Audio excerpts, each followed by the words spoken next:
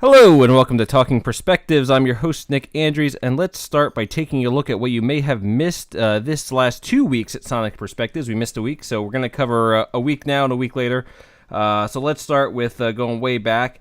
Joel filled us in. Michael Romeo of Symphony X is going to be releasing his first solo album, War of the Worlds Part 1, on July 27th, and a lyric video for Black is now available. Bisto Blanco announced the U.S. Monstrous Things tour, and also Rodrigo has a interview with them coming up soon. Coheed and Cambria premiered the video for The Dark Sentencer on the heels of a live debut. They did that pretty cool, played it live, and then had it online, the proper video, the next morning. The Neil Morse Band, The Similitude of a Dream, live in Tilburg. Kyle Graves did a review of that. Tomorrow's No Concern, the new from the new Dee Snider solo album For the Love of Metal, due out July 27th, is now available. That came from Eric Woody. Gonzo had a review of Meditations by Cataclysm. Killswitch Engage have signed with Metal Blade Records, thanks Joel. Interview with Chen Balbus of Orphanland by Austin is up, and Winter Sun announced North American tour with N.E. Obliviscaris and guitar prodigy Sarah Longfield. Dama had that up for us, so all that stuff is up on Sonic Perspectives, not audio, but if any of that interests you, just check out sonicperspectives.com and get filled in on that. All right, let's go down who we have here with me tonight. Starting, the man, the myth, the legend, Mr. Gonzo is here with us. Oh, you flatter me, Nick. You're very kind. The slightly less a man, myth, or legend, but a good-looking fellow nonetheless. Mr. Jordan Blum is with us. Thank you. Well. And finally, Rodrigo Altaf joins us once again. Hello. And then next, wait, let me start the music. Here we go. From the Fierce and the Dead, Mr. Matt Stevens is joining us. Hey, how you doing? So we're going to be talking about this first up. It is the Euphoric. It was released May 18th for Bad Elephant Music, and we're so happy to have Matt here. He plays guitar, synth, and piano with the band. Thank you, Matt, and welcome to Talking Perspectives. Thank you for having me. So much appreciated. And thank you. We know it's very late at night where you are, so very much thanks for joining us. Now, Rod had a review of the new album up on the site, and I saw you and had a lot of nice things to say after your Rozfest performance back in 2017. So let me start with a nice general question for you, one that's probably pretty easy to answer. What is it about the Fierce and the Dead as an instrumental band that probably separates you from other instrumental bands? A lot of instrumental bands, it's about the flash playing and the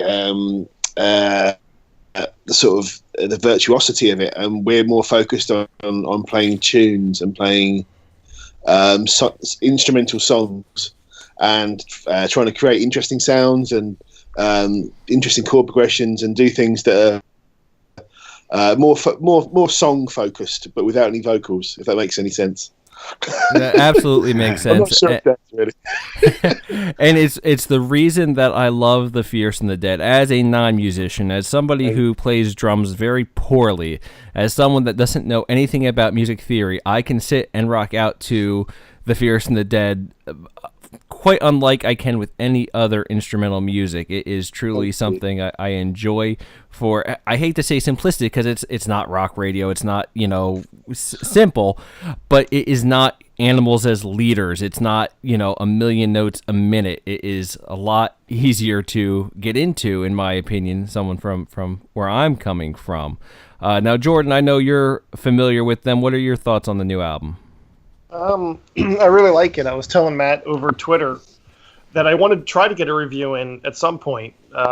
It's just, whenever I can, I suppose. But no, I really like it. I took some notes listening to it again. That to me, it sounds pretty bouncy. I mean, there's definitely heavy parts too, but I think there's definitely a heavier synth emphasis.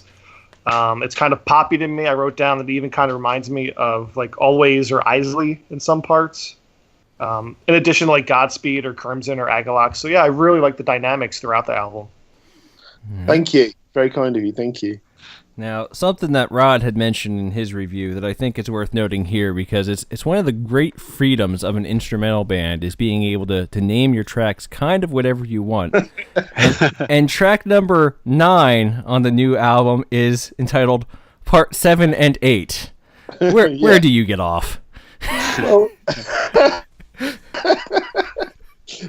we've done through our old releases. There's lots of songs with different parts. So there's part 1 was the first EP, part 2 was on the first album, part 3 was on the second EP, part 4 was and part 5 on the second album, part 6 was on the third EP, and now part 7 or 8 on the current album. So, and it's finished now. There's no more parts coming. So, if you put all the bits together, it turns into this some epic 70-minute long song, and it's got a theme at the start and a theme at the end that come back in.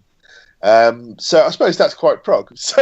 That definitely is. Is there any plans to play the now completed work at some point? There is a very good chance we will play it at some point. I think we're going to do once for the 10th anniversary of the band, which is in 2 years' time. We'll probably do a one-off show where we play the whole thing and do a DVD of it and stuff. So, it's something we definitely would like to do. It's just a question of, every time we try and sort of plan something, we have to kind of react to what's going on because an album will take off, or we get asked to play something amazing like Rosfest. We love playing Rosfest, and so you have to rehearse and get ready for Rosfest and do all the visas, and that becomes a project in itself. And then you got a new album out, and that's so it's something we're hoping to do. It's nothing. There's nothing confirmed, but yes, one of the things on our list of jobs to do. Very nice. Now, Rod, you did the review, so you're probably the most well-versed on this album out of anyone. So do you have any questions for Matt stemming from that? I was going to ask him about the naming of the songs because Joe Satriani, actually, I spoke with him a while ago, and he said he creates the name of the song and then writes to the name of the song, but you guys seem to do the opposite, right? And one question I have is, I picked this up. I'm not a musician, but I saw influences of Pixies and Police. Did I get that right or not?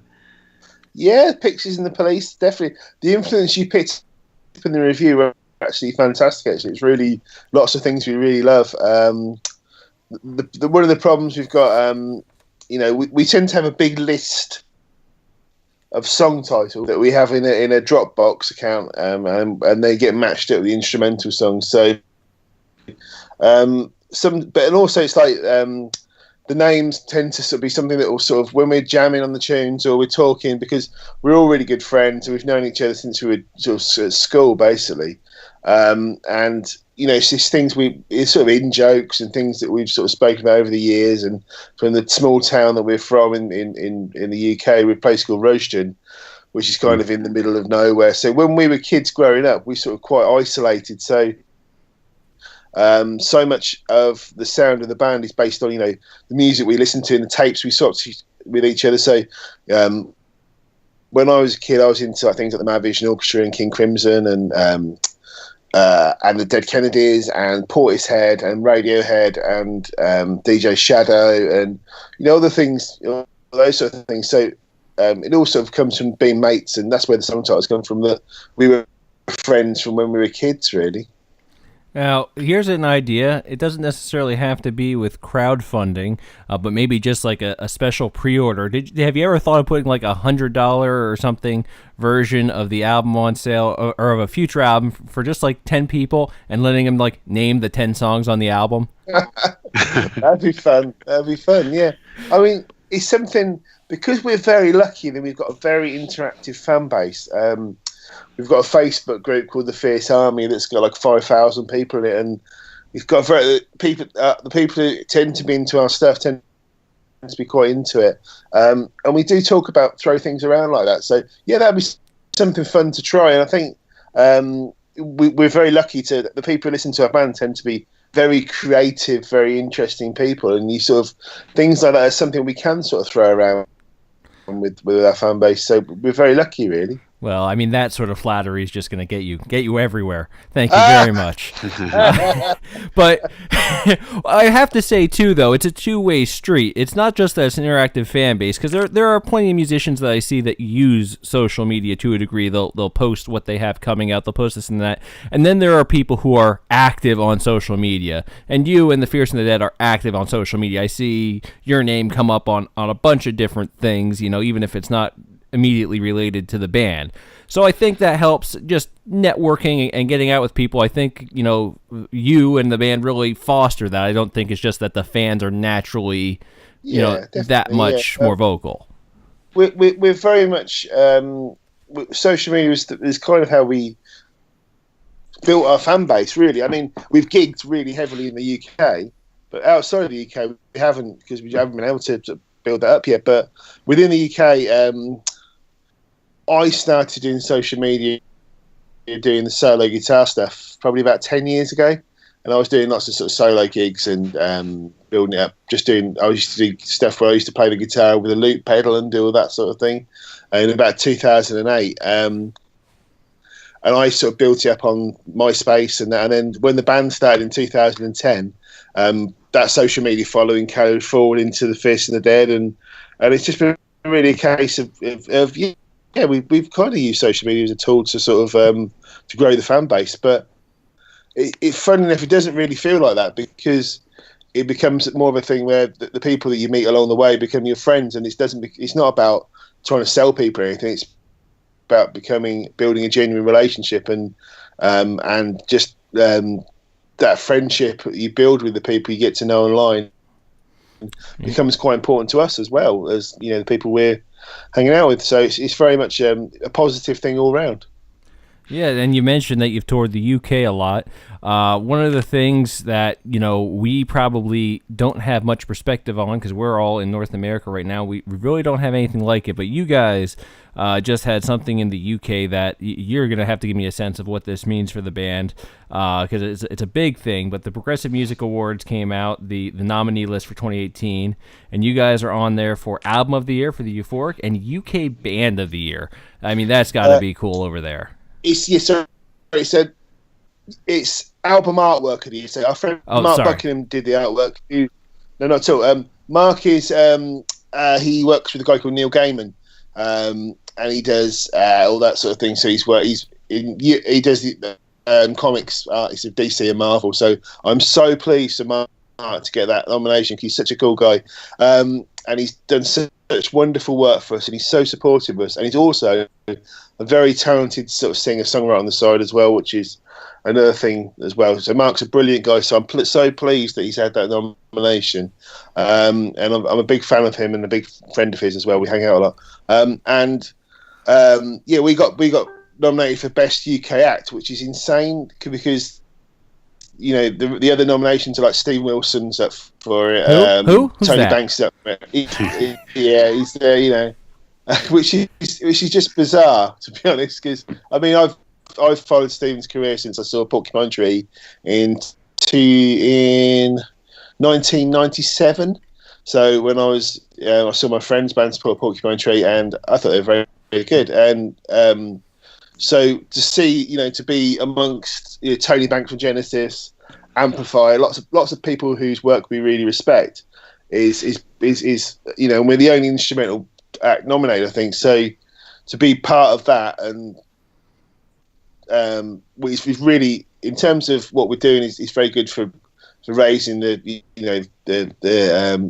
getting more people into the band and sort of raising the profile and that sort of thing. So that's really good. So at least when people go on there to vote for Stephen Wilson, they will see our name as they look down the list.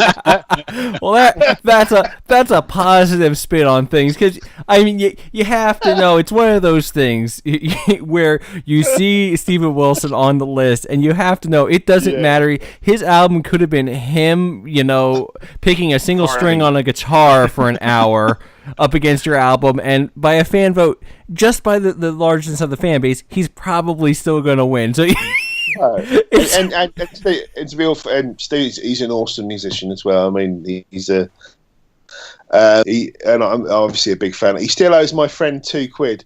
We went to see. We were very lucky to go and see King Crimson and did some warm-up shows in the UK that we invited, only friends and family shows they call them. So they did some little shows, and he still owes my friend £2 for parking outside. So, but he's a nice guy, and that's But we're so pleased to be amongst acts like that, and we're really lucky to be part of the sort of contemporary progressive scene as well, because there's a lot going on, and if Prog Magazine have been very kind and very, very supportive of the band over the years, and really sort of helped us along the way. So we're very grateful to them. Yeah, and if the Progressive Music Awards and Prog Magazine weren't enough, it's small fry compared to another endorsement you got, because you guys recently had an album release show, and none other than a Mr. Simon Godfrey flew over to see it. Now, if that doesn't tell you it's quality music, I don't know what does.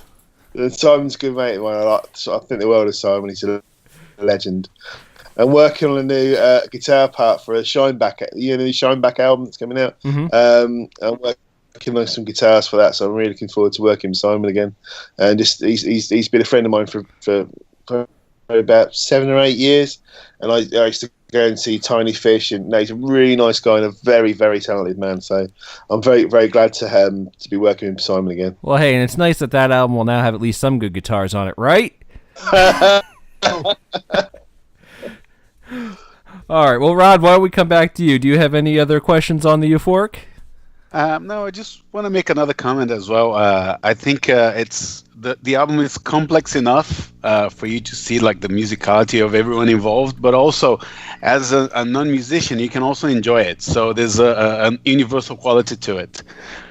That's very kind of you. I mean, we are focused on just. Like I say, we're on writing songs, on just instrumental pieces. So I like things like John Barry, and I like the Shadows, and I like things like that. There's instrumental guitar stuff, and instrumentals, DJ Shadow and Boards of Canada, and all the electronic stuff and things like that. And it's very much focused on the tunes. If you come and see us live, there's a few more guitar solos. All right, they can't stop me. Jordan, you had a comment? Yeah, I just wanted to comment that I love the artwork. It's definitely one of my favorite album covers of the year. Oh, thank you very well. I just wanted to I almost want to print it out and frame it 24 by 36 or something. It's the vinyl version of the album comes with a print as well, and they've been really popular. So I think what I've learned from doing this record is that getting someone who's as brilliant as Mark Buckingham to be involved, and I think it's certainly really helpful in terms of selling physical products, and I think our fan base appreciates it when the effort you go to make something really good and really nice. And we had a package where it came with a bonus disc with the live versions of the songs, and the record on 12-inch vinyl, and a signed poster thing with Mark's art on it. And I think it's certainly in the progressive scene. I think one of the things that is, if you show respect to your fan base by trying to make high quality products, people really respond to that. And I think it's a sign, like I say, a sign of respect to the people who buy the records, trying to make good stuff and sort of make things people actually want. So, yeah, it speaks to the whole sort of issue of digital music becoming so ubiquitous that we lose the album packaging and all that. Yeah, I'll be honest, I don't play records very often. I tend to listen to things, off the hard drives and stuff. But just to have that physical record in front of you, it is quite a big deal for us. All right, Rod. Yeah, I was going to ask you something. You said that live there's a few more guitars involved, but I thought from the clarity of this recording, I thought you guys were a trio, but there's 2 guitars, right? 2 guitars, yeah. I mean, a lot of the time we're trying to do things where we're not getting in the way of each other, and we tend to use a lot of effects on the guitar, so they don't really sound like guitars. So we put them through lots of sort of synthy sort of set. We've got quite a complicated guitar rig, so just to make things not sort of clash and be really different. So we very rarely use the same sounds at the same times, unless we're doubling a big heavy part. We tend to use different sounds all the time, so that kind of why it sounds like it's because the arrangements are set up so they don't clash so much. It sounds like it's also working together, really.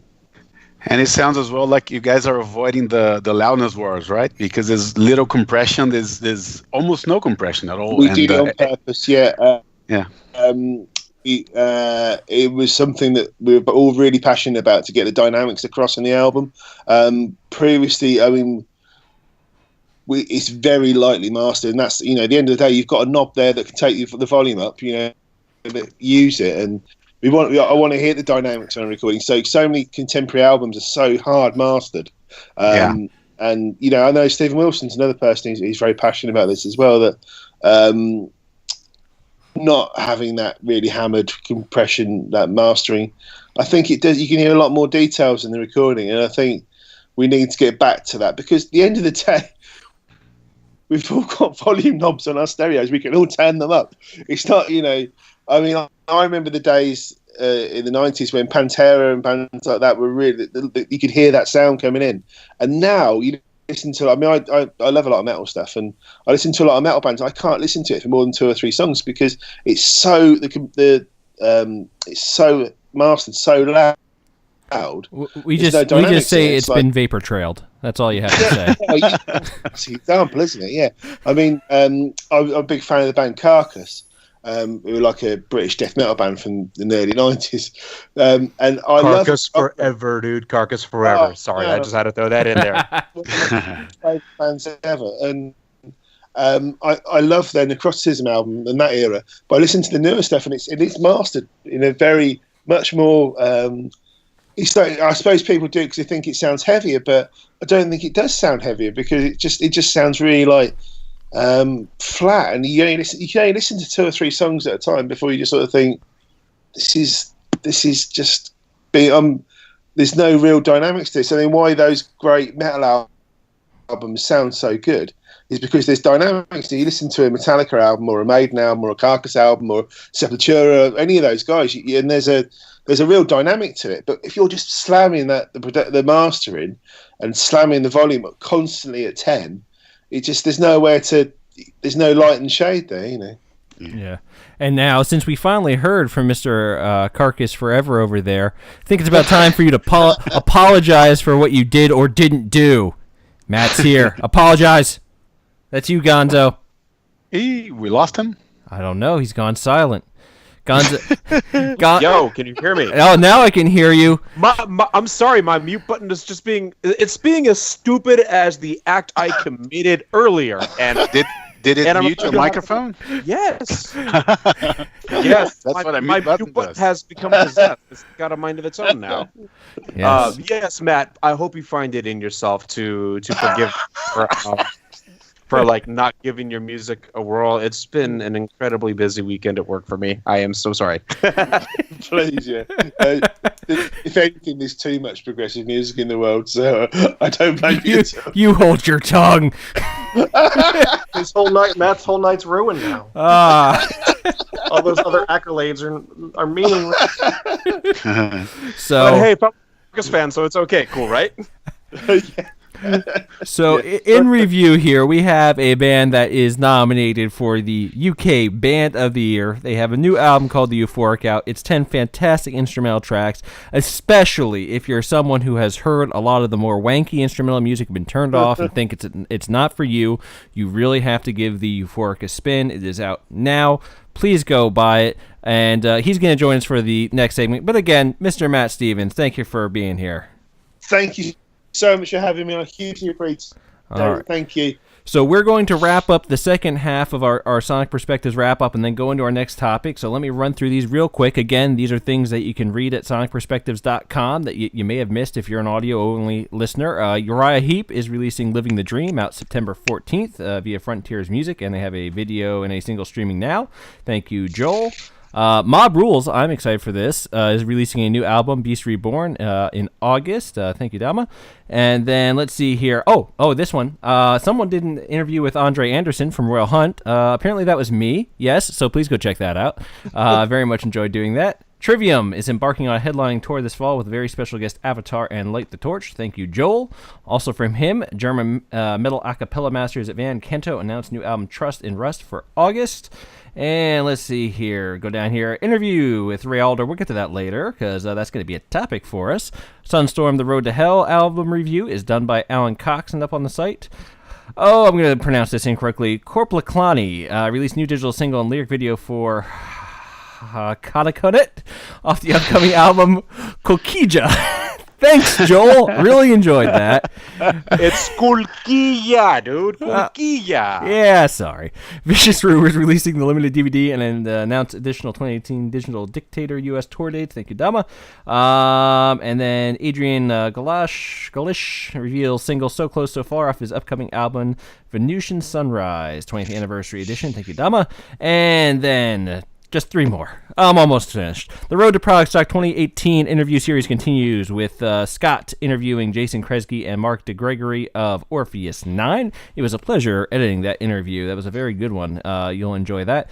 And Nervosa, Downfall of Mankind. That should be, album review should be up by the time this posts. And finally, Ghost, our topic from the last Talking Perspective, announced a colossal North American tour for the fall. And we found out that their album landed at number 3 on the Billboard charts, which was something. Whether you like them or not, it is pretty impressive. All right, now we are going to move on to our second topic. It is a live release, and there are many coming out this month, but this particular one comes from Fate's Warning. It is live over Europe. It comes out June 29th via Inside Out, and it was recorded over various cities in Europe, piggybacking off of the Theories of Flight tour. Rodrigo has an interview with John Arch, the lead vocalist, up at Sonic Perspectives. Definitely worth checking out. And Gonzo was on the interview as well. One of the funniest. It wasn't John Arch either. Did I say John Arch? You said John Arch. Oh, dear Lord. Yeah. And Ray Alder, of course, the current singer of Fate's Warning. Ray Adler. Ray Adler has Adler. typo. Yes, and we're keeping this all in. I'm making a push to do this live. We're leaving the jokes and the mistakes in, damn it. But Ray Alder, not Ray Adler, not John Arch, he did an interview with both Gonzo and Rod. It is one of the funniest interviews of the year. I definitely suggest checking it out. At this chat right now. So, as a longtime Fates Warning fan, someone who got to see them on the Theories of Flight tour, I am so happy with this release. Yes, it's not video, unfortunately, but there's so many good things to take away from this. The sound is one of the nicest sounding live albums I've heard. I think that Ray Alder's vocals, especially because we were talking to him, I love that it's not the same. It doesn't sound studio. It doesn't sound perfect. Even, they pick and chose the best stuff, but like it sounds live. It sounds raw. I really love the way this album sounds. And Gonzo, I know you're a longtime friend of Ray's. What did you think of it?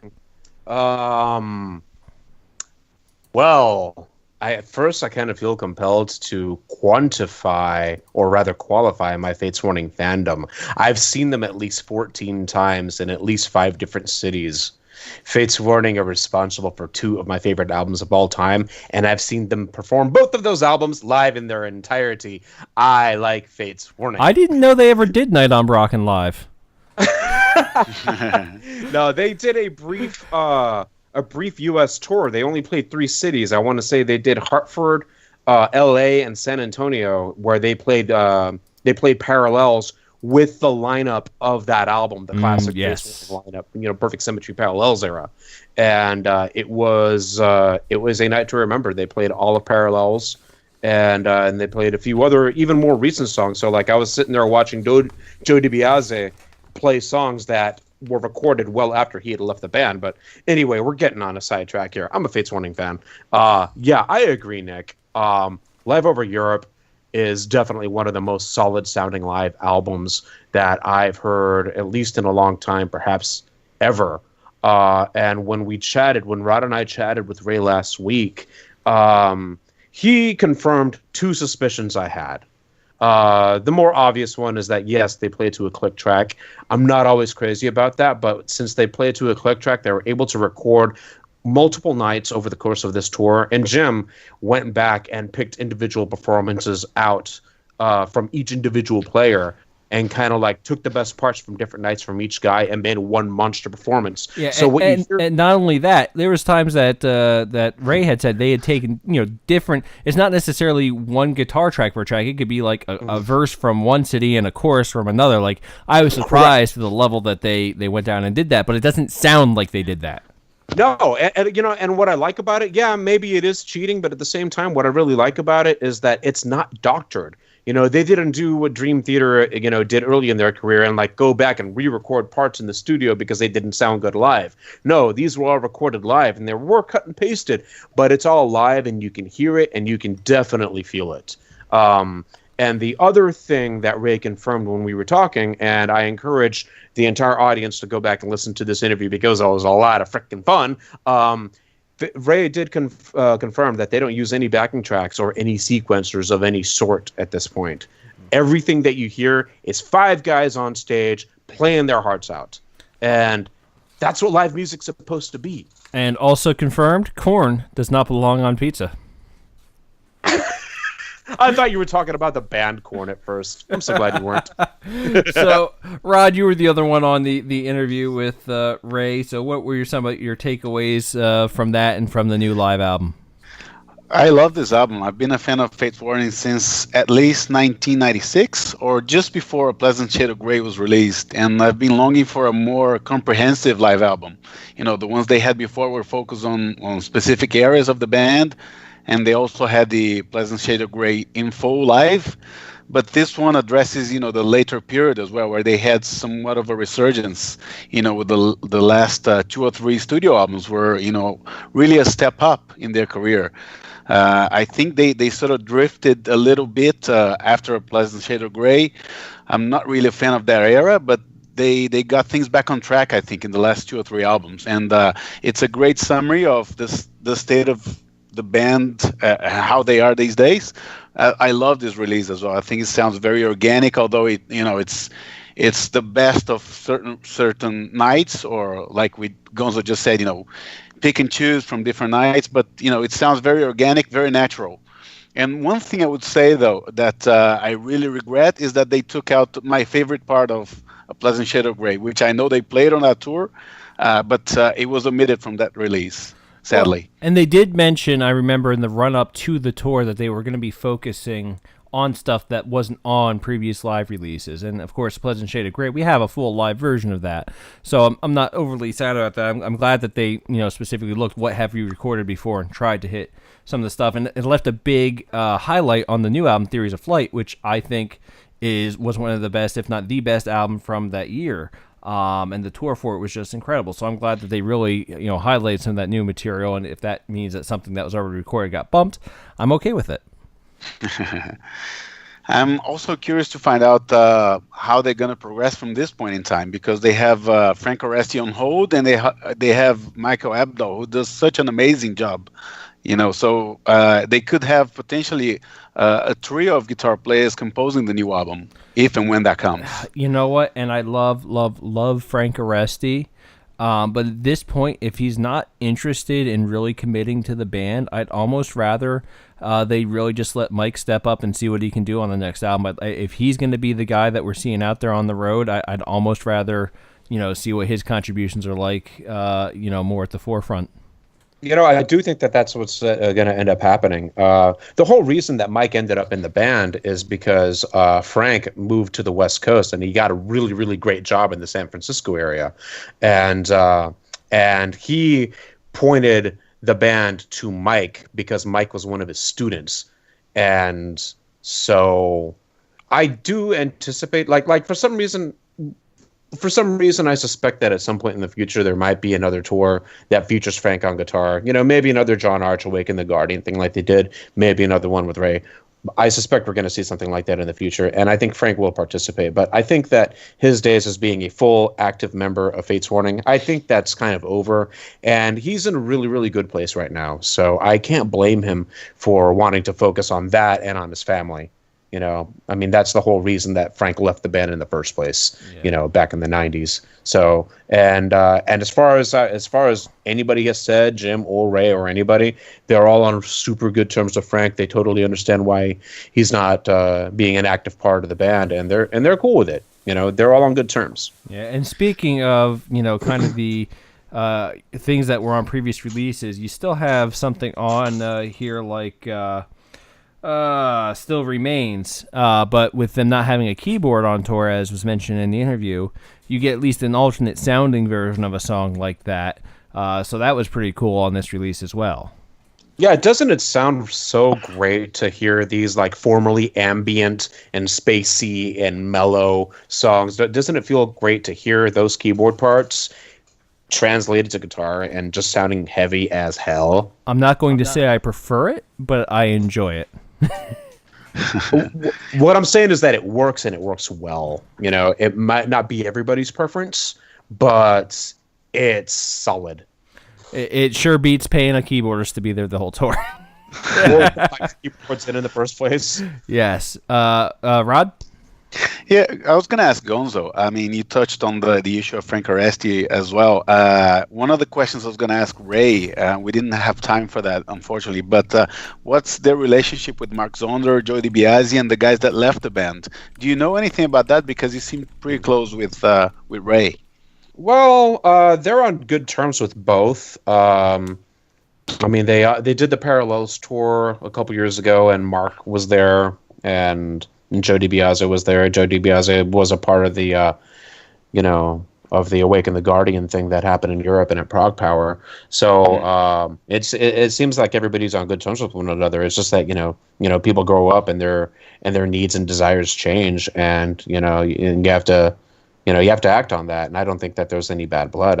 There's no reason to believe that. And that's all I got.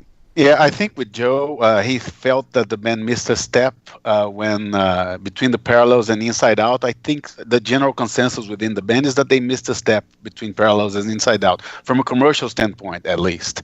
What do you mean by miss a step?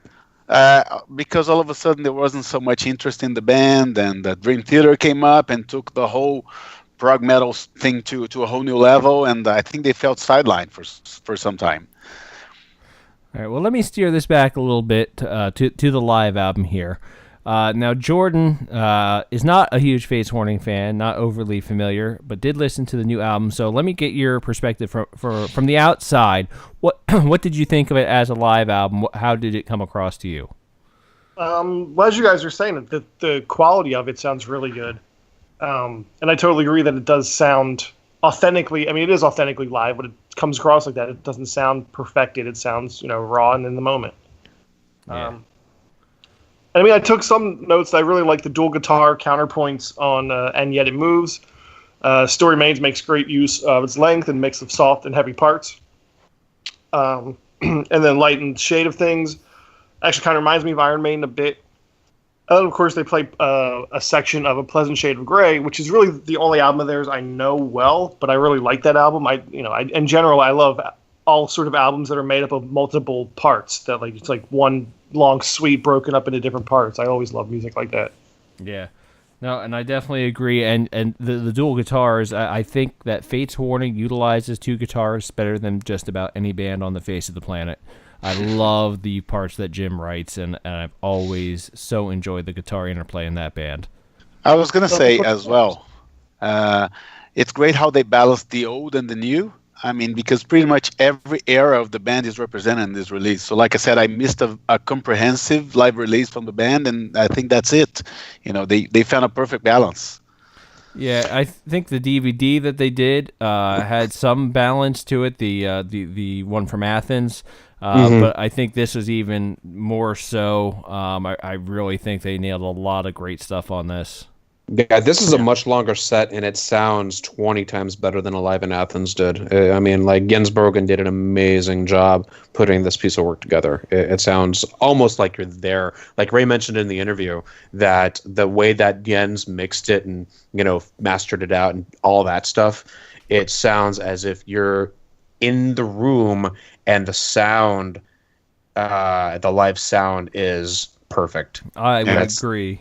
Just a thing that never happens, Yeah, and of course, anyone who saw the tour knows that the performance is on par with what you'd expect. But I think the real MVPs of this release are Jim for putting together the different parts that would go where, and Jens for the mix. I mean, the work done by those two is what makes this, I think, a fantastic live release. And there's not many live CDs that I really look to as examples of this is how it should sound, but this is fantastic. Aside from Ray naming a different CD at the beginning of every track, I think it's a seamless release.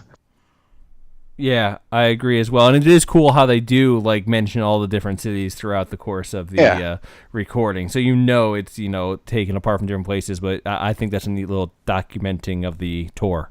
Mm-hmm. All right, well, that was our talk on the new Fates Warning live release live over Europe. Again, out June 29th on Inside Out. And if you couldn't tell, we all very much recommend that. And there's a lot of live releases coming out and a lot of things I recommend for different reasons, including Neil Morse and Haken. But it's just as far as the authentic live sound, this is the best pure live release I think you're going to get out of the whole bunch coming out. Oh, and Devin Townsend as well this month. But it's really good. Yeah, but this is special from that one angle. I'm not going to say it's going to be overall be the best, but I truly think it's special from that angle, and it's something that everyone should hear. So let's go into music news, and we'll start with some releases that came out the week that we did not have a show. June 8th, we saw Refuge with Solitary Men, TNT with 12, or XII, however you want to say it, and Tremonti with A Dying Machine. And when this podcast airs on June 15th, you're going to have, oh, Rod, I kept this in just for you, The Darkness, live at Hammersmith. Lizzie Borden, My Midnight Things. Tad Morose with Chapter X, and the aforementioned Neil Morse Band, The Similitude of a Dream, live in Tilburg. Quick note on that.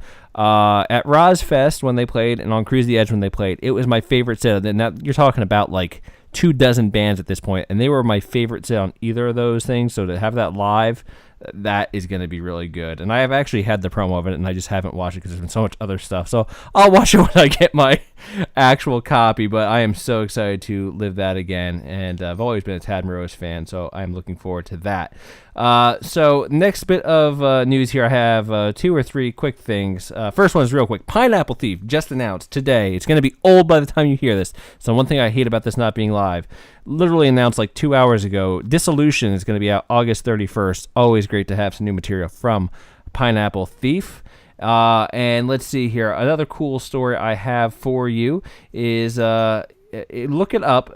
All you have to do is search for like Jethro Tull Aqualung cover art or something like that.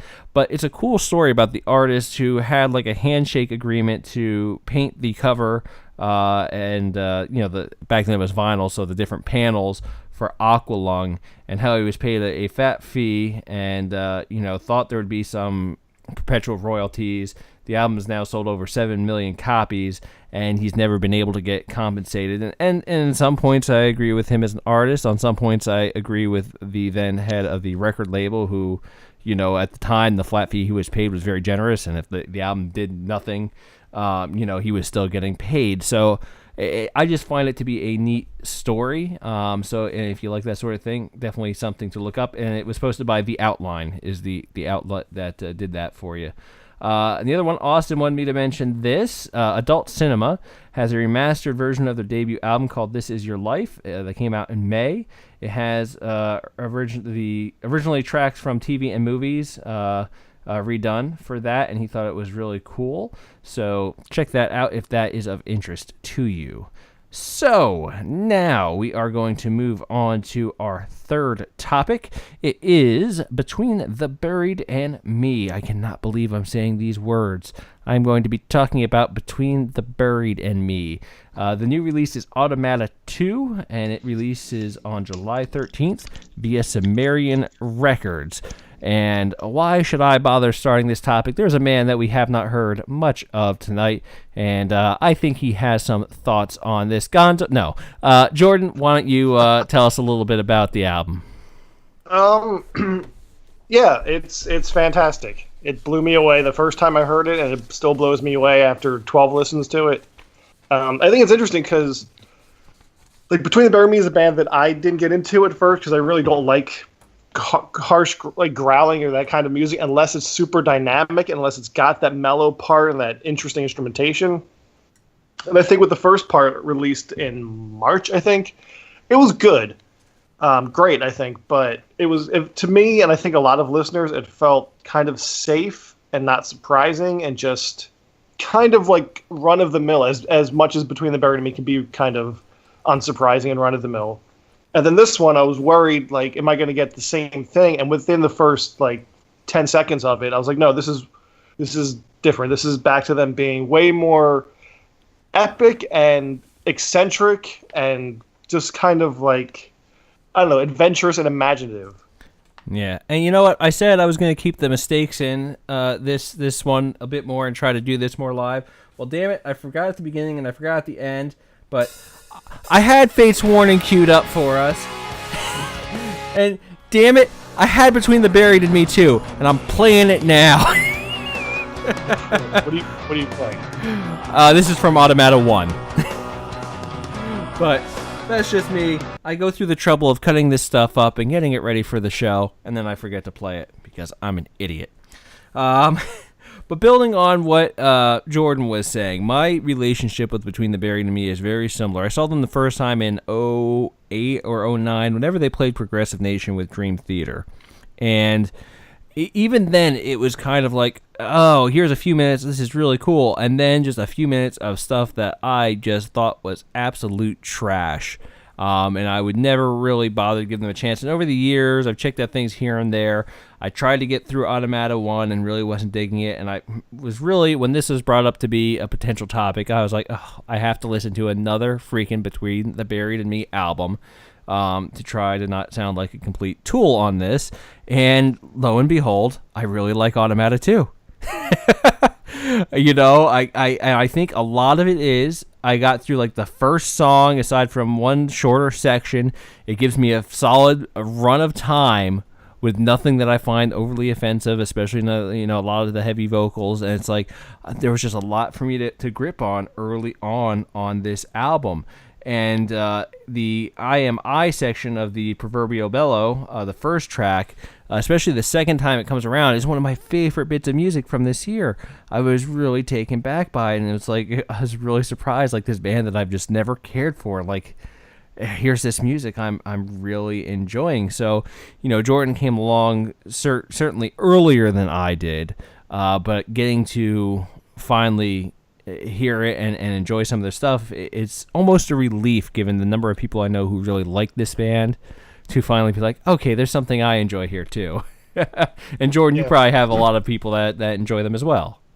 Well, it's interesting. Like, some of my closest friends share the common opinion, the majority opinion, that like they've gotten weaker in recent years, whereas I'm in the minority that, like, the first thing I heard of theirs is Colors. That's the only thing. That's like my starting point. I know Alaska, but I'm not really into it.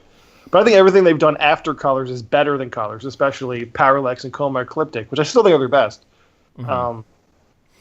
But yeah, like, I totally understand, like, the harshness is, like, it's interesting. Like, I see, like, Colors and Parallax and Automata 1 as more closely related because they're kind of like cold and bleak and really heavy. And then this one, I think, is where it becomes more colorful and more dynamic and more melodic and more accessible. Yeah, and I remember you saying something about track 3 sounding a little bit like Diablo Swing Orchestra at times. And even though I don't listen to Diablo Swing Orchestra, I get exactly what you're talking about, because that section sounds what I would imagine a band called Diablo Swing Orchestra sounds like. Oh yeah, like I was driving and listening to it and getting into it, and then I literally, when that, like, the segue from Glide goes into Voice of Trespass, I literally, like, smiled and said, "Holy crap!" Because it's just like a thunderous swing beat and horns, and yeah, it made me think of like Diablo Swing or Sleepy Time Gorilla Museum or Major Parkinson, or specifically, I realized later, Devin Townsend's song "Bad Devil." Mm-hmm. It's like, and they've gone. It's not completely revolutionary, but it's enough of a surprise, I think, that listeners of the first part that thought that it was a little too expected are really going to find that they, as they say in sort of like the press release, they really push themselves to be more eccentric and bold, and it's just really tricky and just it's far more interesting, I think, than the first part. Yeah. Well, yeah, and the quote I have here from Dan Briggs, who plays bass, is Automata II sees us at our most dynamic and most creative, And later he says, it's quirky, adventurous, melodic, dark, and full of theatrics. Now, you know more than I do. Would you agree with that? Yeah, it made me think of, like, I mean, I don't know how to describe it, but I don't think that Tommy Rogers did it on the first part of the double album. I could be wrong, but every Between the Buried and Me album since at least Colors has a moment where Tommy Rogers like goes into this like kind of almost fake like French accent, or this weird, like he's almost playing a character. At least one part on the album, and this part happens, I think, multiple times on the new one. But it made me think of the opening of the Parallax EP, Hypersleep Dialogues, I think it's called, which is like it's kind of, I don't know if this is a word, but like carnivalistic. It's very like kind of evil and colorful and sinister but playful.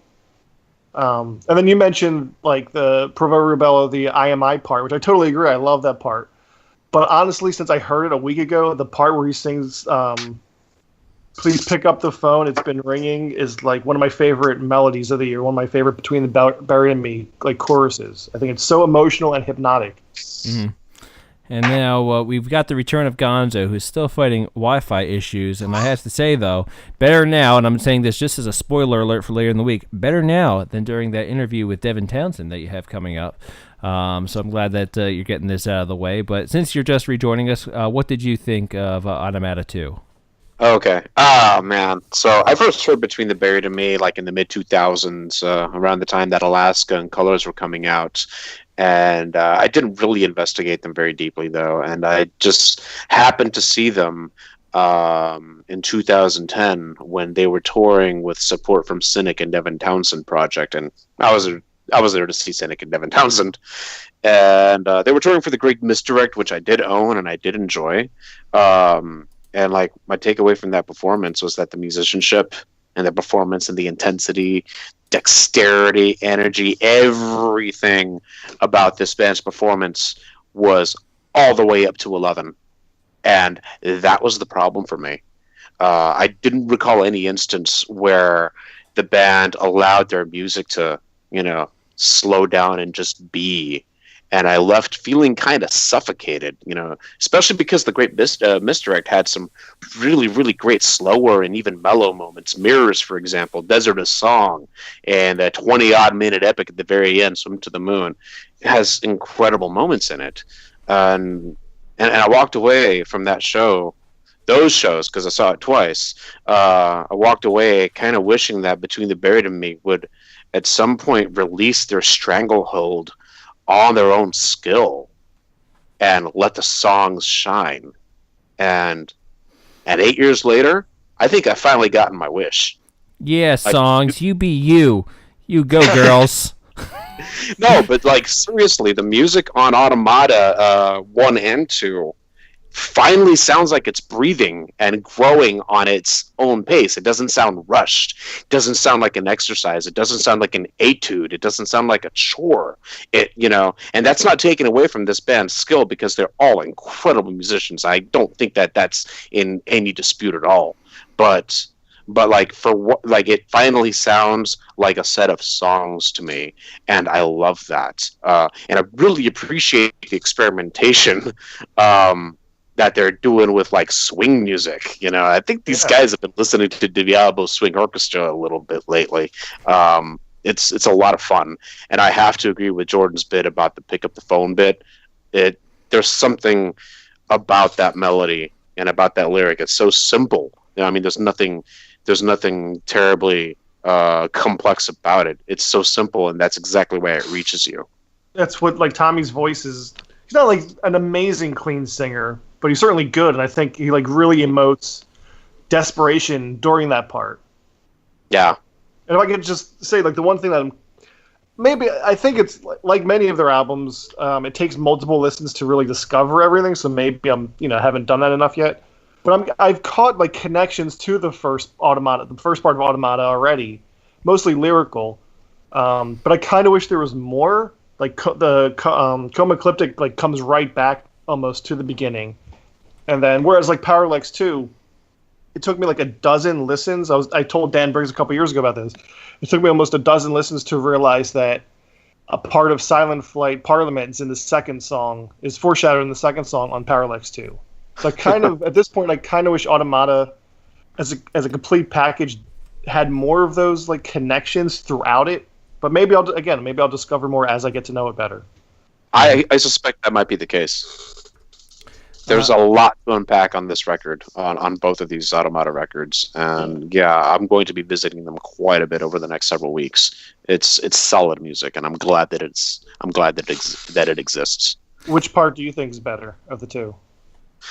I'm not entirely sure which I like more. I mean, Automata 2 does have the more experimentation, the more goofing around with different genres, and I like that. But I right now I'm leaning towards Automata 1, but I'm just like I've spun them just a few times over the past week and not in several days. So, but I'm going to be really delving into these two albums. I really, really like what I hear in them. All right, yeah. I mean, I prefer Automata 2, obviously, based on what I said before. But it's not even it's not that I have sat down and listened to them equally. It's I was put off by Automata 1 and didn't really give it much more of a chance past that. But for those, I think that shows an opening for those people who may not be into Between the Buried and Me, that hey, this could be an album to check out, a dark horse on the year, if you will. And it brings up an interesting point, because I might not have never gotten to Automata 2 if this album was released as the band intended.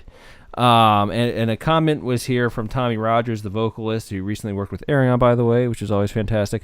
Holding our tongues for Automata 2 was challenging, and I saw other similar references out in the media to how they had intended to release this as one double album, but the label insisted that they break it up over two separate releases. What do you guys, let's start with Jordan, what do you think about that forced approach? No, see, I always thought that it was their intent to do it separately. That's I was going to ask one of them whenever I get to talk to them next week, I think. So now that knowing that they planned it as one album, or at least to hear at the same time, I still kind of, maybe it's just because of how they were delivered that I can't help it, but I definitely hear them now as like two separate things. I listened to it once all the way through, and it wasn't totally, unfitting, but I think Automata 2 is significantly different from the first part, just in terms of like what they're going for, that I almost can't hear them as one album anymore. Whereas I think all the other ones they did, if you separate the track listing into two, it still flows like one journey. But this one, to me, sounds like two different journeys. Yeah, and you can definitely speak to that better than I can. And I want to say that it's possible that I could be wrong, but I could have sworn I read somewhere that this was originally supposed to be one album, and that they were then kind of forced to do the two separate. And it could have been something I heard from fans as well, but whatever reason that sits with me that it was originally supposed to be one album. I could be wrong, and if I am, it's not the first time that a bunch of Between the Buried and Me fans are going to roll their eyes at me. The internet's full of that stuff. Doesn't matter. Yes. I mean, at least this time I'm giving them credit and enjoying some of their work, and then I just happen to be also getting the facts wrong. But, so let's move away from that as a fact, since we're not sure. But, Gonzo, what did you think about having this split up over two releases? What was that like for you? I think that these two albums have their own identities. I'm sure that there's some sort of continuity between the two conceptually, but musically and songwriting wise, I think each one stands on its own. And so I think releasing them as two different albums is probably not such a terrible idea. And, but that's what ended up happening. And, we can't go back and change that. And I honestly don't think it's that big a deal. They're both great albums. I really like them. And so one thing I'm looking up, I was trying to find this information. I just noticed now that Automata 1's only 35 minutes long. Both of these could have fit on one disc. They could have just called the damn thing Automata. This is another case of who did we have on recently? They were talking about this, splitting something that could have fit on one disc over two. Oh, Spock's Beard was the conversation we had not too long ago. How they had a second disc and could have fit that on the main disc. So whether they release at the same time or not, there was definitely a decision to take what could have fit on one disc and split it over two, I think, which does further show that there's going to be some sort of stylistic change, because there's no other reason to do that other than if it was the label, it's just a money thing. They could make more off of 2 separate releases, but I hope to think now that I'm wrong and that's not the case, but there's definitely a stylistic reason to separate the music then. Well, like again, it could just be the fact that because they did it, it's hard to imagine them not doing it. But like just thinking about it now, like the end of Blot, which is the end of the first part, feels like it's the curtains closing almost. Like it's got this heavy riff and then it just kind of cuts, and then the opening of Automata II kind of doesn't exactly pick up from there, but it feels like a restart almost, and it feels like an intermission has passed almost between going through the parts. So I think if they ever intended it to be one piece or one album, I think it would automatically sound like it should be split into halves in the sequence anyway. Mm-hmm. Like there's a clear separation, I think, even in just how they arranged it. All right. Well, I know Jordan has used the words up to this point, potentially his favorite album of the year so far. I will not go as far as to say that, but I will say that this is the first Between the Buried and Me album I have truly enjoyed and plan to actually listen to for leisure, and not just because I had to for this.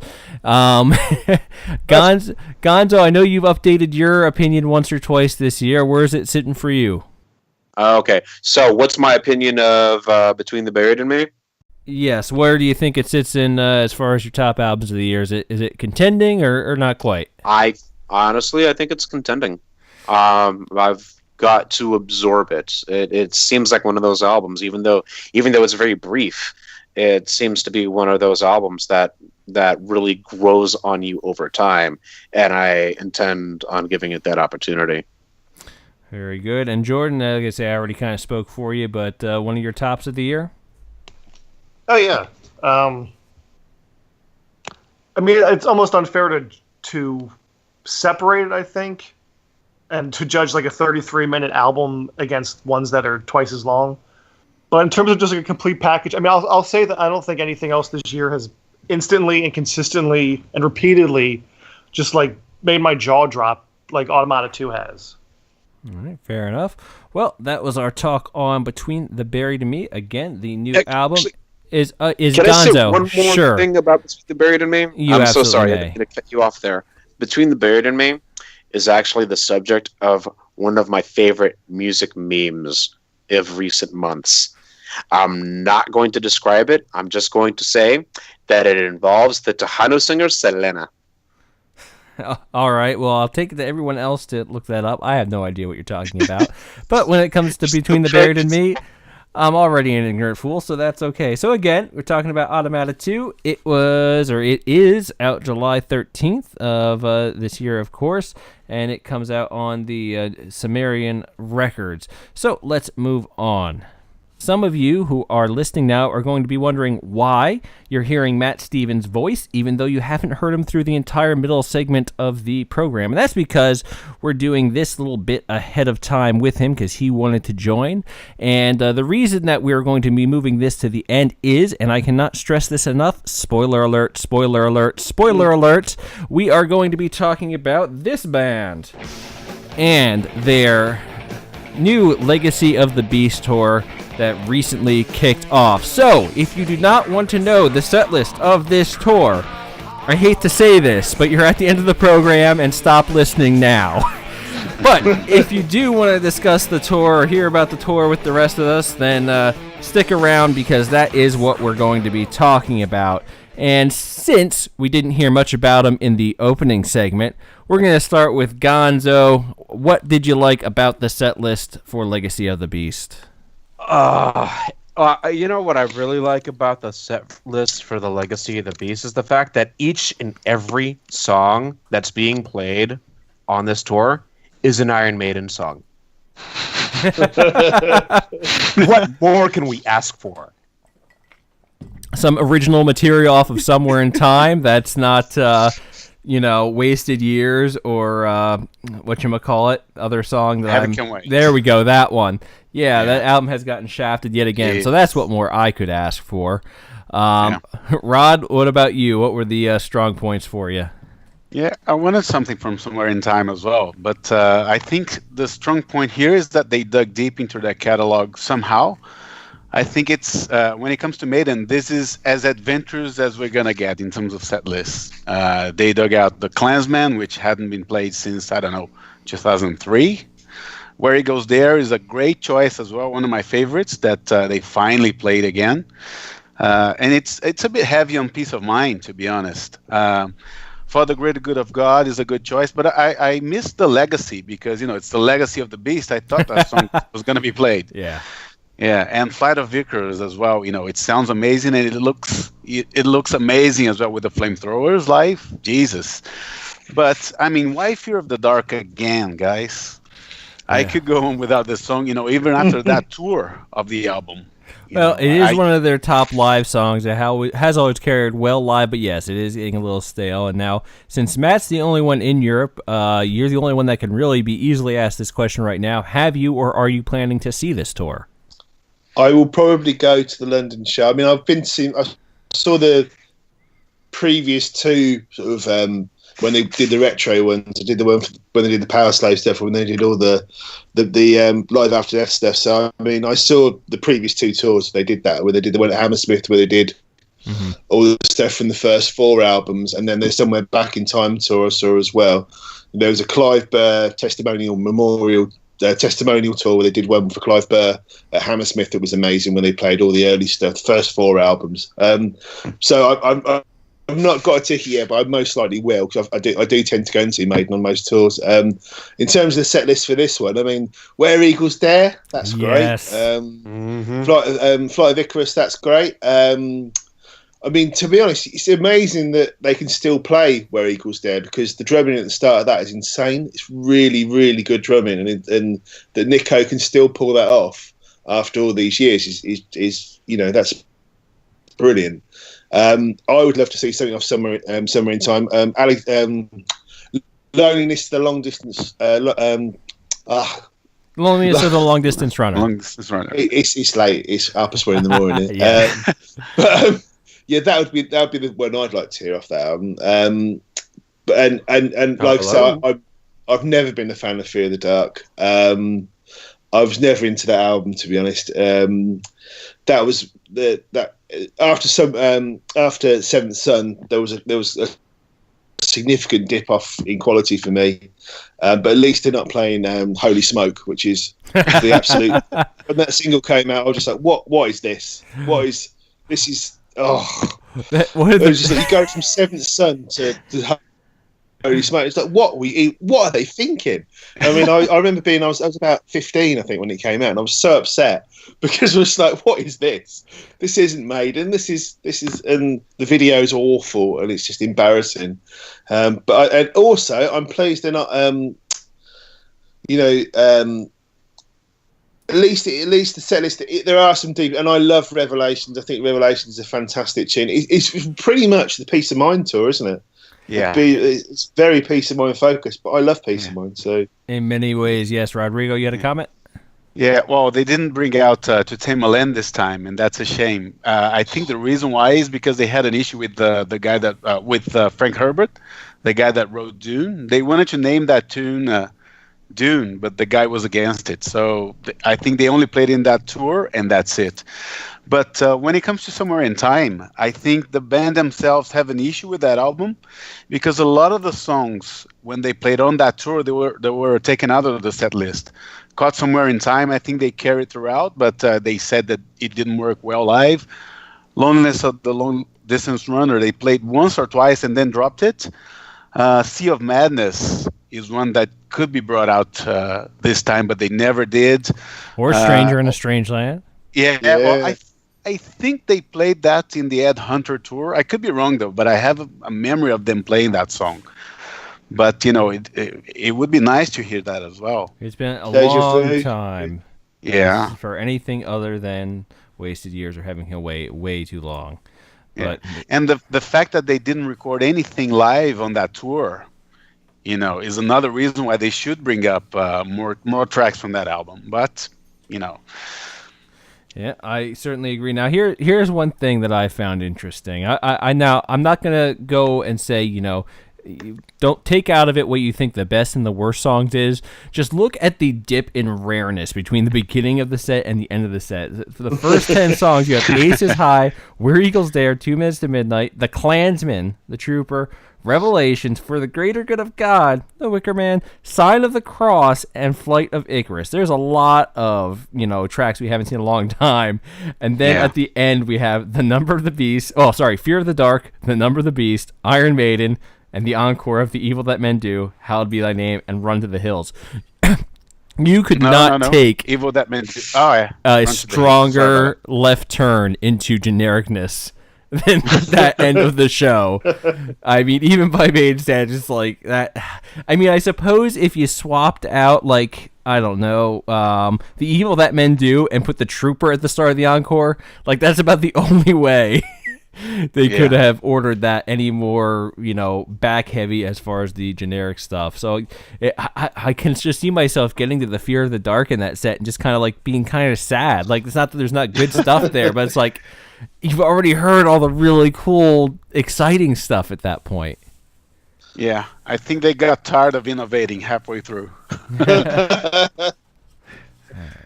They stopped playing Hallowed Be Thy Name for the last tour, didn't they? I think it was the first tour, the last tour they did before this one was the first time they hadn't played Hallowed Be Thy Name since they wrote Hallowed Be Thy Name. Yeah, because of the copyrights easier. It was a copyright thing, wasn't it? Which I think has probably been resolved now by the looks of it. Yeah, I do believe I'd be quite happy if they never played Hallowed Be Thy Name again. I'm sick of it, to be honest. Well, it's a great. I'd rather hear something else in it, because I'd rather hear "Stranger in a Strange Land" in there, what I mean, than "Hallowed Be Thy Name." I'd rather hear, something that's a little bit more interesting, because this is a band that's had so many hit singles, so many great records, and "Hallowed Be Thy Name" was just sat in that set, at that point for the best part of 30 years. I think we could have something else there, you know what I mean? Yeah, absolutely. The best thing about "Hallowed Be Thy Name" is that it's not Rothschild, because they have used that song for years now. Or "Murders in the Rue Morgue." How about "Murders in the Rue Morgue" off that album? Yeah, absolutely. and at the end of the day, it's one of those things that, yes, I can see the argument, why play Hallowed again, but really, I wouldn't want Hallowed to be dropped before Run to the Hills, before The Number of the Beast, before The Trooper. I mean, Hallowed Be Thy Name, yes, it's played a lot, but it is genuinely, probably one of their best songs ever. Yeah. Whereas I don't think those other tracks necessarily are. I think they're fan favorites, they're easy hits, but I don't think they're of the quality of Hallowed Be Thy Name. I think I've just got bored of it, and that's a personal thing, because I've seen Maiden so many times, and it's always like you sit, they do Iron Maiden, and Eddie comes up, yay Eddie, brilliant, and then which is one of the greatest moments in rock. I think it's the appearance of Eddie at any Maiden show is always the best. It's the coolest thing you can have at any rock show. I love it. He sat there with Dave Lombardo's drum break in Angel of Death, and it's one of the all-time great moments. But next is going to be Hallowed Be Thy Name, and I know you say about Wasted Years. I'd rather have Wasted Years than Hallowed Be Thy Name. To be honest, I've just had enough of it. It's too long. Well, from the same album, 22 Acacia Avenue. 22 Acacia. Or they did break 22 out a tour or two ago. They have played that somewhat recently. They did, yeah. And you know what? While we're doing it, we did it to Gonzo last in the opening segment, so we have to do it to Jordan now. Jordan, share your shame. I was relieved up until this point that you didn't bring me into it. That's fine. So I'll appear as either a poser or a fool or both. But I've heard one Iron Maiden album in my entire life, which is Seventh Son, and I haven't heard that in probably a decade. So looking at the set list, I like The Trooper. I know The Trooper. The Number of the Beast reminds me of Tony Hawk's Pro Skater 4. So that's dear Lord, yes. And then I know there's the one song from Seventh Son. I will remind everyone that Jordan occasionally reviews metal. Oh yeah, right for metal injection. I should know more than. I should know more than this. Iron Maiden's a band that I respect, and I know their influence, and I know their sound, but I don't know their discography in particular. That's okay. Peace of Mind was the second album I ever bought, and I was absolutely obsessed with them when I was about 13, 14. So, they were my band when I was a kid. I had all the artwork, I had all the posters, and I think I had like 10 Iron Maiden t-shirts. So I was obsessed when I was... And there's a lot of people in the contemporary progressive scene. My friend Carvus from Knife World is also an obsessive Maiden fan as well. So they were in this, certainly in this country. I mean, before I ever knew about prog or anything, Maiden were the first band that I was ever into. And really, I think if they'd come out now, they'd be called a prog metal band, because that's kind of, they invented prog metal in so many ways, with sort of Seventh Son and Rhyme the Ancient Mariner and things like that, where it was taking metal. And Steve Harris's favourite band is Genesis, so it's they're very much, they invented a lot of that sort of stuff. 70s Genesis, right? Yeah, 70s Genesis, yeah. Well, and Jethro Tull. Yeah. I'm so far removed from Iron Maiden that every time I hear, I was telling Nick before, I'm sure that is, every time I hear Bruce Dickinson sing, I think of Arion's Universal Migrator Part 2. That's my association with his voice. Yep. Like Maiden. And hey, it's not a bad association either. No. All right, now I'm just going to ask Matt, as a fan and also as a musician, what do you think is the holdup for them to play Alexander the Great? Is it that complex that is not going to work live for them, or? Well, a lot of those, all through the 80s, it's always the last song on the album was the epic, wasn't it? Yeah. Alexander the Great is it's certainly no harder to play than Rhyme the Ancient Mariner or something like that. So I don't think it's a case that it's too hard to play. I think it's probably not as popular as Rhyme the Ancient Mariner or Power Slave, or so because Power Slave is a really hard tune to play. And to be honest, the hardest one on the new tour is Where Eagles Dare, especially for Nico. Yeah, I mean, the drumming to Where Eagles Dare is incredibly hard, and how he's I haven't seen Maiden since the tour before this. Well, they were on it. They were playing great, and they were playing the gigs of their lives. So how long Nico can carry on playing like that, I don't know. I mean, we're in uncharted territory now. We haven't got metal drummers. A lot. It's if Nico can stay fit, they might even have another 5-10 years of them. We don't know, do we? Yeah. I mean, and whether they'd carry on without Nico, that's the thing. I mean, the rest of them could probably do another 15 years. It's going to be Nico that goes first, and whether Bruce's vocals hold up as well, because Bruce is singing as good as he ever has at the moment. So, they're really whether Steve Harris will start to replace people, or he's going to go down the road. He's got his British Lion Band as well, which is his side sort of thing he does as well. We don't want to talk about that. I've not heard it, and I've not heard it for a reason, because I don't want to hear it and upset myself. I heard the single. I heard the single. I thought, I don't need to hear this. You don't need to hear this. That was a very good call on your part. Now, and you talk about the start to Nico's night and Where Eagles Dare, second and set. But think about Bruce. Bruce goes into Aces High and Where Eagles Dare as the 1 and 2. It's unbelievable. What a freaking start! He must be warming up backstage. They must go through some sort of very rigorous. Because don't know how you could hit the stage and go, specifically for Bruce and Nico, for Steve Harris and for the guitar. I mean, I'm not a massive fan of Yannick Gers, but for the rest of them, the two actual guitarists, not the dancer. Now, if you're wondering why you haven't heard Gonzo this entire time, his Wi-Fi went down, but he's recently rejoined us. So Gonzo, to catch you up to speed, we all decided that The Angel and the Gambler was our favorite Iron Maiden song. We're sad not to see it in the set. Your thoughts? My honest opinion, I really like that album. I actually enjoy Virtual 11. That song, I don't think it's terrible. I think it's gotten a reputation that is kind of undeserved. I do kind of pick the needle off the record about 2 minutes in, though. Itself, I'm not gonna lie. If I may, I'd like to expand on my earlier so-called comments about the Iron Maiden set list. May I do that right now? You may do that. Okay, cool. So, like, I thought it was really, really, really nice to see For the Greater Good of God on the set list. But I honestly would like to see whenever they come to the United States and I see them here, I really would like to see more of their 2000 to 2008 material represented. The first 3 albums with Bruce back at the helm, for me, are kind of an Iron Maiden renaissance. And I have the oft-disputed opinion that the material from Brave New World, Dance of Death, and A Matter of Life and Death are actually better than the classic stuff from the 80s. Mind you, I love the classic stuff from the 80s, but I firmly believe that the material, from those first 3 albums with Bruce back are better than that. And they set a really high bar in the 80s, and they exceeded that in the 2000s. My humble opinion. I'm not going to necessarily agree that it's better than, but it's definitely up there. I think it's on par with. Brave New World and A Matter of Life and Death especially are 2 just fantastic albums.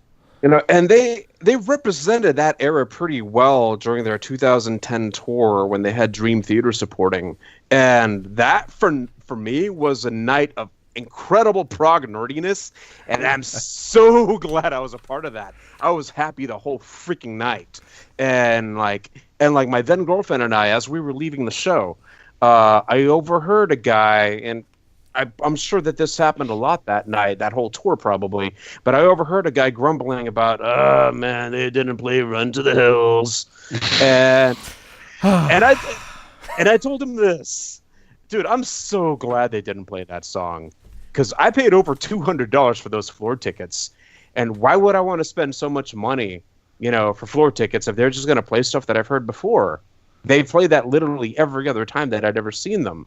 And the fact that they had a set list that drew from the material that I personally love so much made me so happy. It was like, for me, it was probably the best time I've ever seen Iron Maiden. One of the greatest photos in Iron Maiden history is Bruce ripping up the sign that says "Play the Classics." I concur. That is awesome. I haven't seen that photo, but I'm going to look for it. Oh, you will find it if you look for it. But let's do this because we're kind of running low on time for this segment. There's something that I definitely want to do here, especially since Matt was able to join us.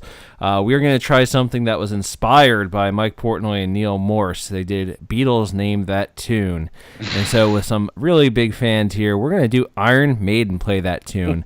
Now, this involves technical wizardry, which has before been untested. So I apologize if the levels are off or things sound weird, but here's what I'm going to do. I'm just going to start a snippet of a song, and you guys shout it out the moment. If it's something I think you guys should recognize right away, I'm going to play a second and stop it and see if I'm gonna win.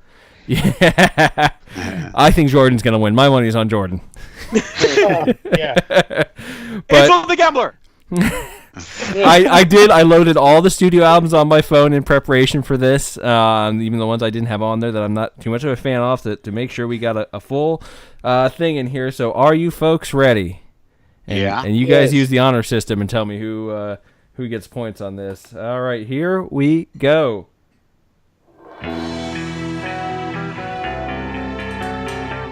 The Legacy? Wrong.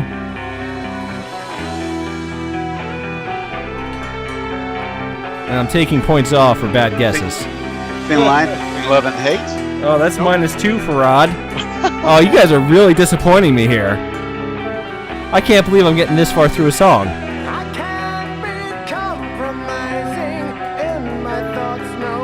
Gonzo literally just praised this album 2 minutes ago. But I haven't listened to it in 2 years. The Age of Innocence. Okay. So, for 2 bad guesses and 1 good guess, Rod gets -1 point that round. What album is that from? Dance of Death. That's not Dance of Death. Really? Yeah. It absolutely is.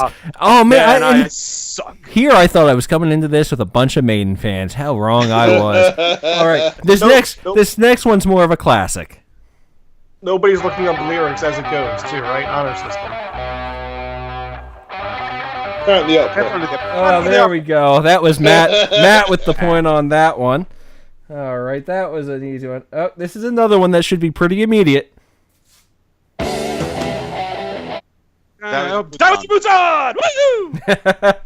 All right, I'll give that one to Gonzo. Because I'm excited. All right, here's one that we've definitely talked about tonight.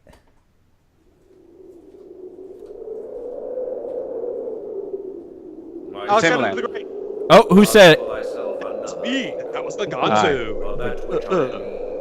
I was happy that you got it before the voice kicked in. I figured the audience would give it away. Here's another one I think should be pretty immediate. Infinite Dreams! Oh, Gonzo just edging out Rod again. All right. Oh, this is one that I would definitely not get. It's from an album I never listened to.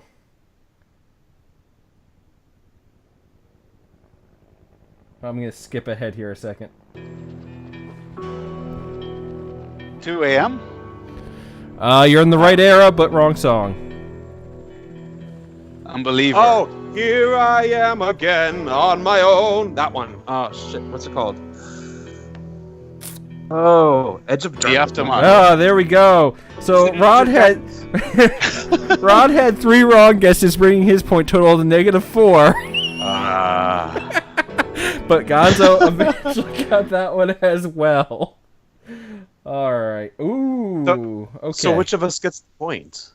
You get a point for a good guess and a point off for a bad guess. Gonzo got that one.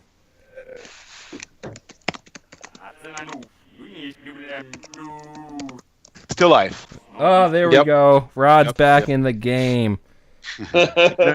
You know, I did play that one backwards with the sound editing program, and it's Nico sounding really stupid. Nice. What does it say? It's Nico McBrain's Idi Amin impression. Yes, Fantastic. wonderful. It is wonderful. All right, here we go. The Eagle That Meant You. Oh, there was multiple people talking. I'm going to give a point to everyone. Who actually said it? I did first. Who else? I said it as well. I was singing the guitar part along with it. Okay, I'm gonna give everyone a point on that. Egalitarian. I saw because it has a little blue bar on Skype on who's talking, and I saw everyone light up at once. You know what? I'm gonna skip this one because no one's gonna get that. This one people What's should my get. score? Jordan is at 0, which is still beating Rod's -2. Technically, by default, I'm winning.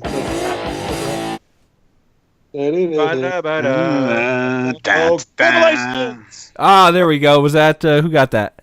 that was me. Gonzo. Gonzo is making a charge. Oh, yep. All right. Ooh, here we go. Recent one.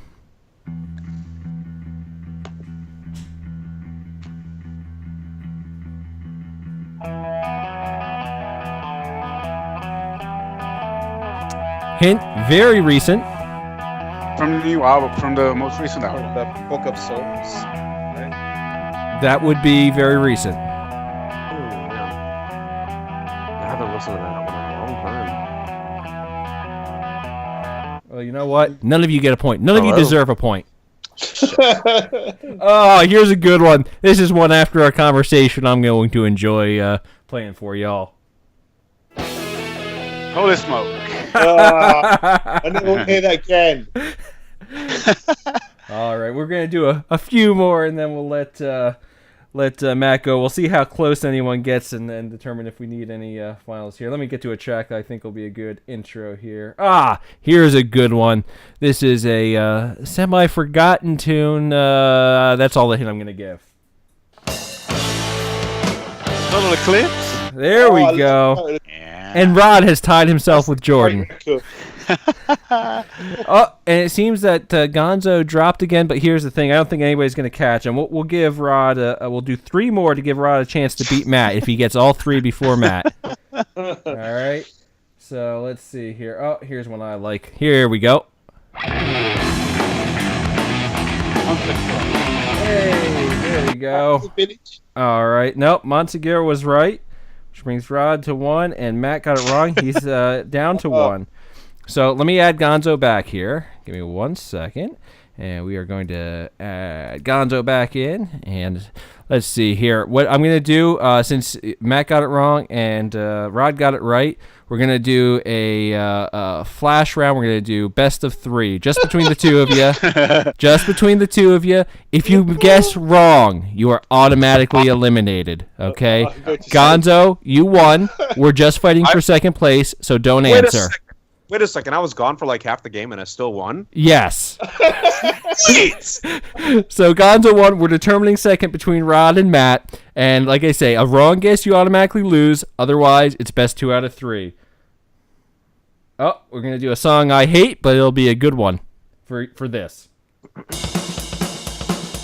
Gangland. Oh, Rod takes the first point. He can win it with the correct guess at the next track that I choose. I'm skipping by some really obvious ones. I want this one to be a little bit tougher. Let's see here. No. How about this one?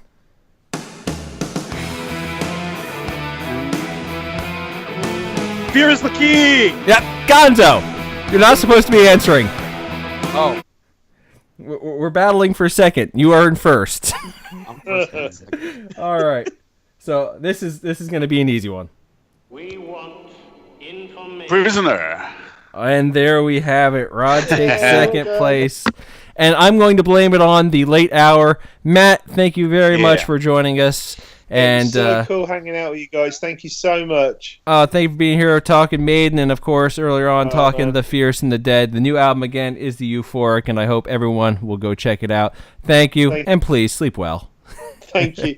Cheers. I love talking about Iron Maiden, so I can do that all night. But yeah, I'm going to go sleep now. Take care, guys. Thank you so much for having me. Oh, you're very welcome. Thank you. Take it easy. Bye. Bye. So, once again, our guest was Matt Stevens tonight, and we talked about The Fierce and the Dead and their new album, The Euphoric. We talked about Fate's Warning live over Europe. We talked about the new Between the Buried and Me, Automata II. And then, of course, we finished off talking about the new Iron Maiden tour, Legacy of the Beast, including Iron Maiden Name That Tune, which I think was a smashing success. Again, don't forget to like us on Facebook, on Twitter, on YouTube, and subscribe to our podcast so you get this and all the other audio material easily and directly to you. Again, I am Nick with Sonic Perspectives. Thank you and have a good night.